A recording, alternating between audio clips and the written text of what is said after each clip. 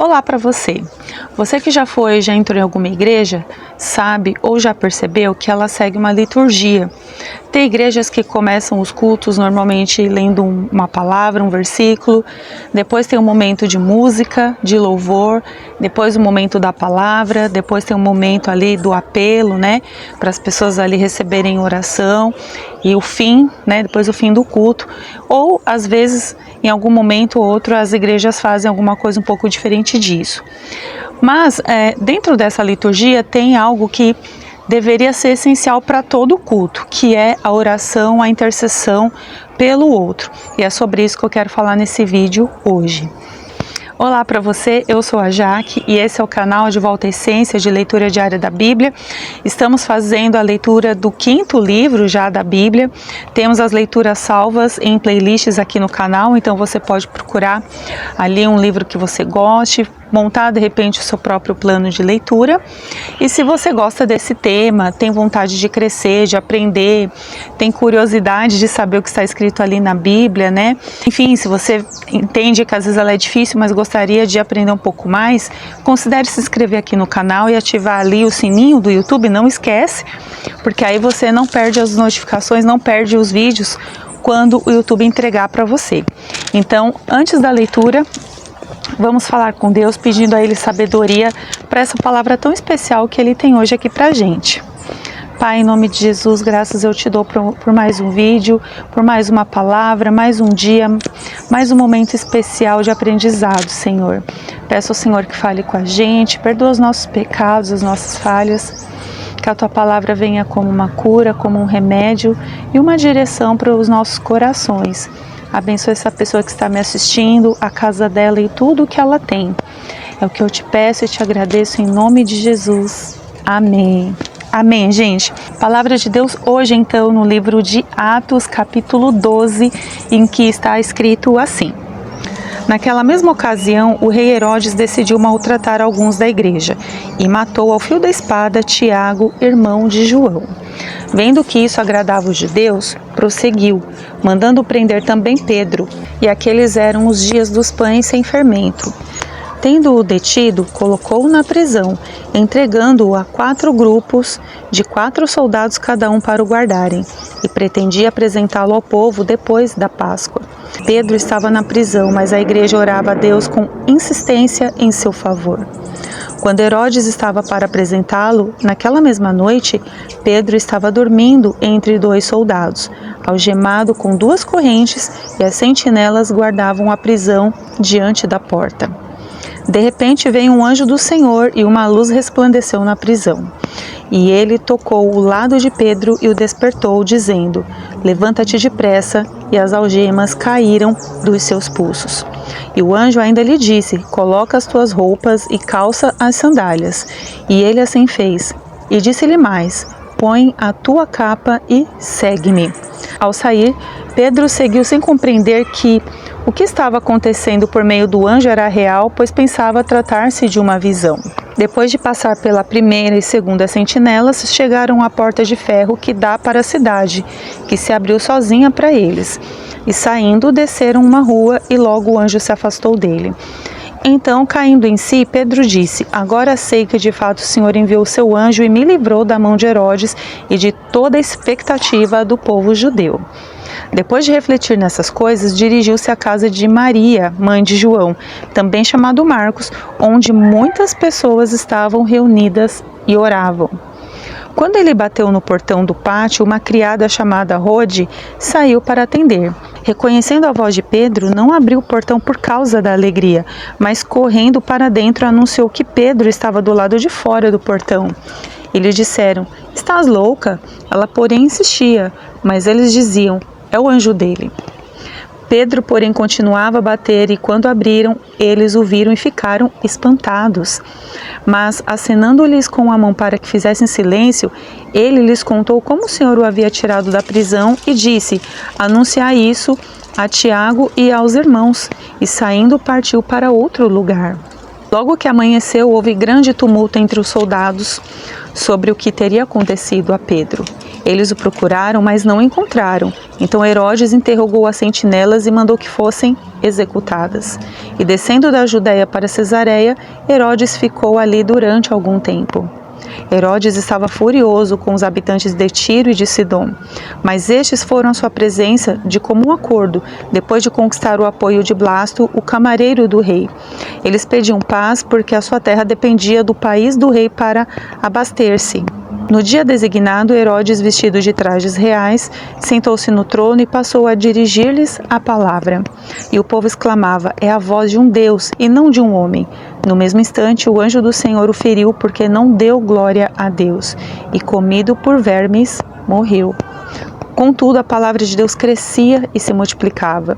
E, havendo concluído sua missão, Barnabé e Saulo voltaram de Jerusalém, levando consigo João, também chamado Marcos.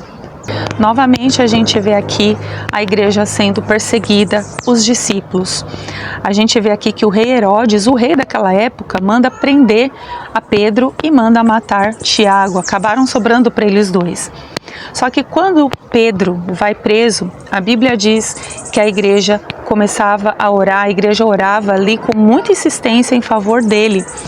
E por causa disso, Deus manda, um anjo, e esse anjo vai lá e liberta Pedro daquela prisão. Liberta de tal forma que quando ele sai de lá, de uma forma milagrosa, ele vai parar na casa de Maria, onde ali também tem um grupo de pessoas reunidos ali em oração. As pessoas nem acreditam que ele está ali, De repente eles estavam orando e ele estava ali, livre, como assim? Mas eles ficam espantados em ver o milagre que Deus fez, tirando Pedro ali daquela prisão de uma maneira assim tão poderosa e milagrosa.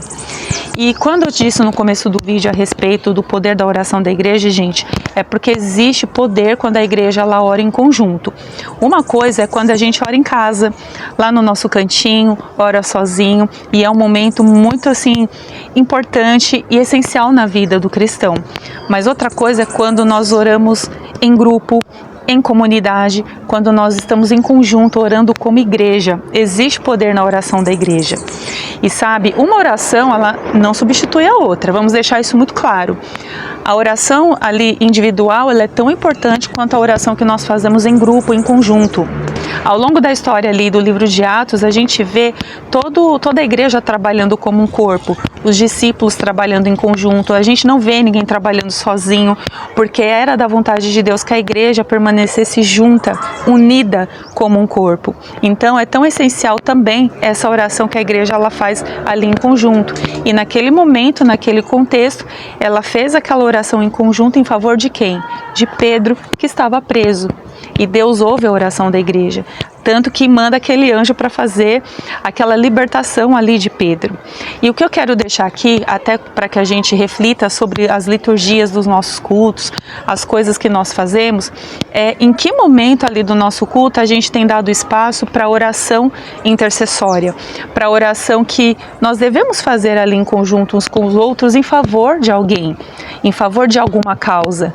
Sabe, gente, às vezes a gente dá espaço para tanta coisa, e eu não estou dizendo que é ruim isso, de maneira alguma, mas a gente precisa dar um valor devido à oração, dar o valor devido, ensinar a nossa igreja a buscar, a ter momentos assim de intercessão, para orar pela causa do outro, porque Deus ele ouve e Deus atende a oração que é feita ali no mesmo coração, no mesmo propósito, com uma só fé, uma só visão.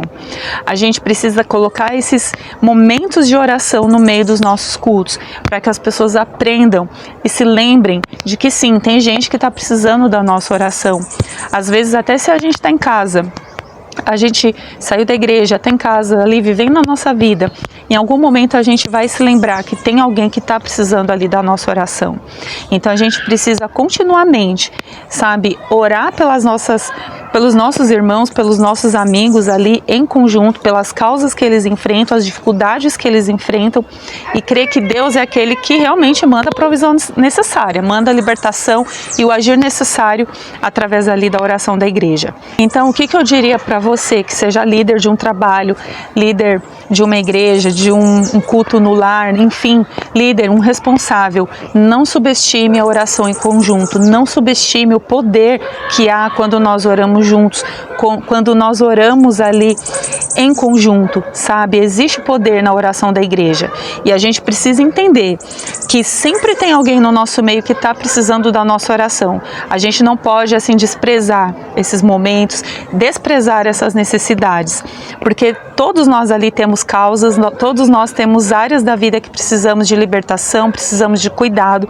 precisamos talvez de milagres, que foi o caso ali de Pedro. E nós temos ali a presença de Deus do nosso lado, nós temos a bênção do Senhor derramada sobre nós e a gente precisa aprender a usar a autoridade que nos é dada por Deus quando nós oramos juntos, porque o Senhor, Ele determina a sua bênção quando nós estamos ali em unidade.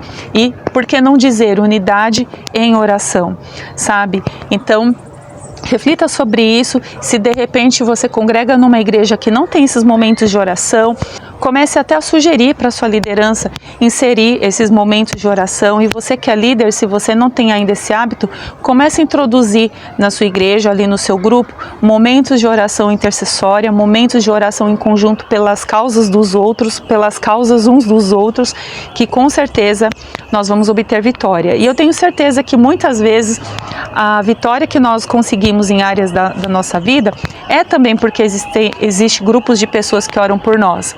Agora vale também perguntar, será que muitas vezes nós não temos vitórias em áreas da nossa vida, em algumas lutas, em algumas causas que nós gostaríamos, porque de repente está faltando essa oração intercessória, essa oração da igreja por nós?